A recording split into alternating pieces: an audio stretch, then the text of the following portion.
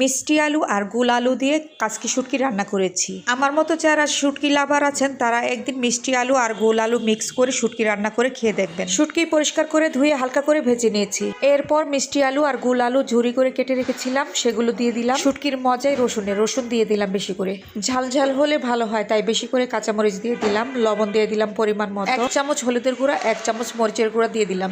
এখন সবকিছু নাড়াচাড়া দিয়ে সুন্দরভাবে মেশ করে নিব। পেঁয়াজ দিয়ে দিলাম। আমি রান্না করার সময় খেয়াল রাখি আমার পুষ্টিগুণটাও যেন ঠিক মতো থাকে। পেঁয়াজ ভাজলে পেঁয়াজের পুষ্টিগুণ নষ্ট হয়ে যায়, তাই আমি পেঁয়াজটা পরে দেওয়ার চেষ্টা করি। আলু শুটকি সিদ্ধ হওয়ার জন্য পরিমাণ মতো পানি দিয়ে দিলাম। ব্যাস, এখন ঢেকে দিয়ে ওয়েট করব অল্প সময়। শুটকি হতে কিন্তু সময় লাগে না, অনেক কম সময় শুটকি রান্না করা যায়। মাশাআল্লাহ, আমার রান্না কমপ্লিট হয়ে গেছে। দেখেন আলুগুলো কিন্তু একদম ঝুরঝুরাই আছে, আলুগুলো খুব সুন্দরভাবে সিদ্ধ হয়েছে, আবার এদিকে ঝুরঝুরও আছে। সবাই আমার মতো একদিন মিষ্টি আলু আর গোল আলু মিক্স করে কাচকি শুটকি রান্না করে দেখবে। আশা করি সবার অনেক ভালো লাগবে। আমার প্রিয় আপু ভাইয়ারা, আমার ভিডিওটি যদি ভালো লেগে থাকে অবশ্যই আমাকে ফলো, লাইক, কমেন্টস করে আমার পাশে থাকবেন নতুন নতুন ভিডিও পেতে। সবাই ভালো থাকেন, সুস্থ থাকেন, সবার জন্য অনেক অনেক দোয়া। আসসালামু আলাইকুম, সবাইকে শুভ দুপুর।